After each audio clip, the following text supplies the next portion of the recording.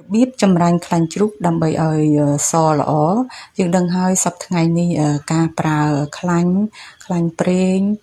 គឺវាមិនសូវល្អដល់សុខភាពប្រហែលទេអញ្ចឹងគឺយើងអាចយកខ្លាញ់ជ្រូកហ្នឹងយកមកចម្រាញ់ធ្វើដោយខ្លួនឯងបានអញ្ចឹងខ្លាញ់ជ្រូកនេះគឺយើងយក3គីឡូមកហើយបន្ទាប់មកគឺយើងលាងទឹកឲ្យស្អាតទៅហើយយើងហាន់វាជាដុំតូចៗមកល្មមមកយើងដាក់ដាំទឹកវាឲ្យពុះហើយយើងបន្ថែមខ្ញីបន្ថែមជាមួយនឹងស្លឹកខ្ទឹមបន្តិចមក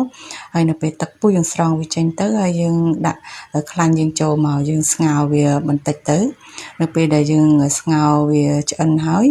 គឺយើងស្រង់វាចេញមកយើងយកវាមកលាងទឹកម្សៅទៀតលាងឲ្យស្អាតមកយើងទុកឲ្យវាស្រស់ទឹកបន្តិចបានយើងដាក់ទៅលើខ្ទះយើងម្សៅទៀតយើងចាក់ទឹកមួយផ្តិលចូលទៅក្នុងហ្នឹងទៅហើយបានយើងបើកភ្លើងចម្រាញ់វាយកតែម្ដងអញ្ចឹងយើងចម្រាញ់តតែខ្លាញ់របស់យើងហ្នឹងវាចេញខ្លាញ់ហ្នឹងមកអស់តែម្ដងហើយអាទឹកហ្នឹងវារីងអស់ទៅបានយើងលើកខ្លាញ់ហ្នឹងចេញមកចឹងគឺយើងចម្រាញ់វាតតែខ្លាញ់យើងឡើងចេញពណ៌បែបហ្នឹងហើយយើងអាចបន្ថែមអីឲ្យយើងឈ្ងុយតិចមក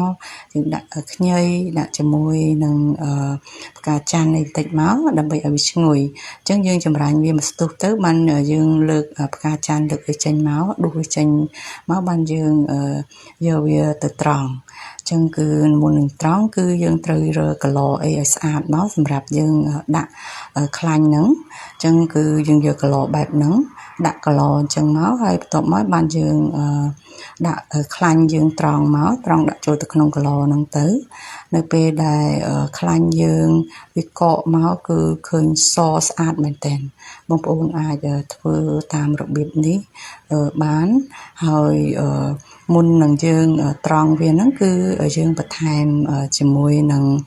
ម្រេចហើយនឹងអំបិលបន្តិចនៅខាងក្រោមកឡរបស់យើងហ្នឹងបានយើងចាក់ជាមួយនឹងខ្លាញ់យើងចូលទៅអញ្ចឹងយើងបានយើងត្រង់ខ្លាញ់យើងបែបហ្នឹងមកហើយយើងត្រង់ហើយយើងបិទកឡយើងទុកទៅនៅពេលដែលយើងបើកកឡយើងចេញមកឃើញខ្លាញ់យើងឡើងសស្គុះតែម្ដងហើយយើងអាចយកទៅស្លបានហើយ